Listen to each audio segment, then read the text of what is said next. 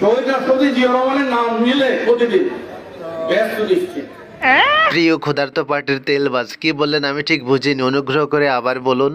শহীদ রাষ্ট্রপতি জিয়া রহমানের নাম নিলে প্রতিদিন ব্যস্ত দৃষ্টি।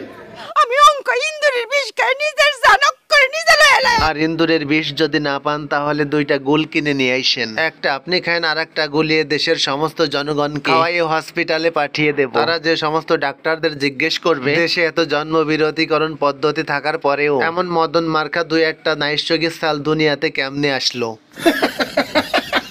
জ্বালা জ্বালায়ের বাসিনে বাপু, পুরন পাগলে ভাত পাচ্ছে না, আর অন্যদিকে নতুন পাগলের আমদানি শুরু হয়ে গেছে। 2 বছর আগে আব্দুল মমিন পাগল কি কইছিল মনে আছে? কি আমরা তো সুখে আছি, ব্যস্ত আছি বলতে হবে।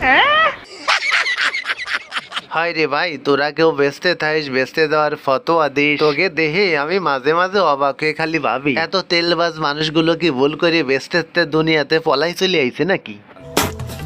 একজন মানুষ কতটা মূর্খ, কতটা তেলবাজ হলে এইভাবে চামচামি করে, চিন্তা করে দেখুন তো। শহীদ রাষ্ট্রপতি জিয়া রহমানের নাম নিলে প্রতিদিন ব্যস্ত দৃষ্টি, আমি বিশ্বাস করি।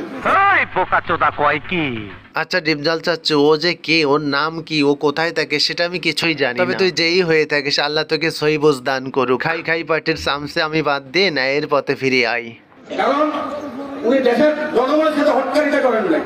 দেশের মানুষের সাথে হটকারিতা করি নাই ভালো কথা, কিন্তু এরকম উল্টো পাল্টা বক্তব্য কেন দিচ্ছিস মানুষের মধ্যে? সুতরাং ওনার নাম জপলে বরং ব্যস্ত যেতে পারে। আর যারা ব্যস্ত শুধু পাগল নাই, ক্ষমতায় যাওয়ার জন্য পাগলা কুত্তা হয়ে গেছে, কুত্তা। ওনার নাম জপলে বরং ব্যস্ত যেতে পারে। আর যারা উনি বেস্টে আছে না কোথায় আছে তার ঠিক নাই, আবার ওনার নাম নিলে বেস্টে যাওয়া যাবে। ভণ্ডামির একটা লিমিট থাকা দরকার। এমন আবাল মার্কা বক্তব্য শুনে পাশে থেকে দর্শকরা হাসতেছে, দেখেন বন্ধুরা।